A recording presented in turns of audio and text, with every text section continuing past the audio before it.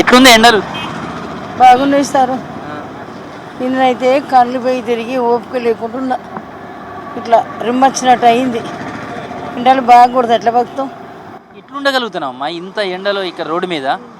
Petrol లేక కొడుకు పెళ్లి చేస్తే కొడలు చేసుకున్నాడు, పోయి అశ్వభర్తలు చేరిండు. ఒక్క కొడుకు తాగుపోతు, చిన్న కొడుకు. ఇక నేను చచ్చిపోయి 18 ఏళ్ళ మా భర్త ఈ కాయలు అమ్ముకొని బతుకుతాను. అసలు జనం బయటకు వస్తున్నారా గిరాకీ? ఎక్కడిది?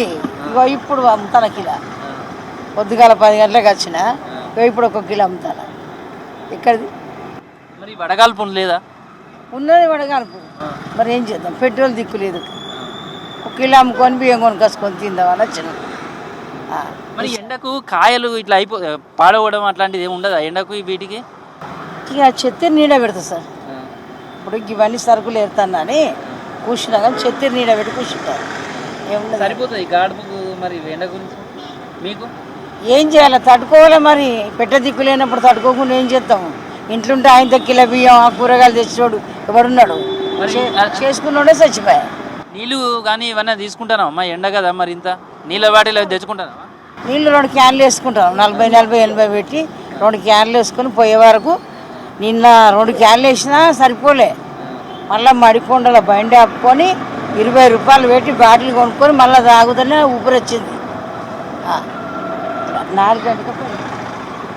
సో ప్రస్తుతం అయితే ఎండల తీవ్రత చాలా ఎక్కువగా ఉంది. జనం బయటికి రావాలంటేనే భయపడుతున్నటువంటి పరిస్థితి కనిపిస్తుంది.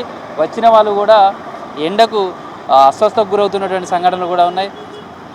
ఎట్లా ఉంది సమ్మర్? సమ్మర్ ఫుల్ వేడి ఉన్నది. అసలు బయట తిరిగేటట్టు బయట అసలు గిరాకీ రావడం లేదు. దానివల్ల ఎట్లా ఏ టైం వరకు జనం కనిపిస్తున్నారు? అసలు జనం 6 వరకు బాగా కనిపిస్తున్నారు. 6 వరకు. మధ్యాహ్నం ఇదంతా మధ్యాహ్నం లేదు. ఎట్లుంది ఈ 1 వీక్ నుంచి? 1 వీక్ నుంచి అంతా ఎండ ఉన్నది ఫుల్.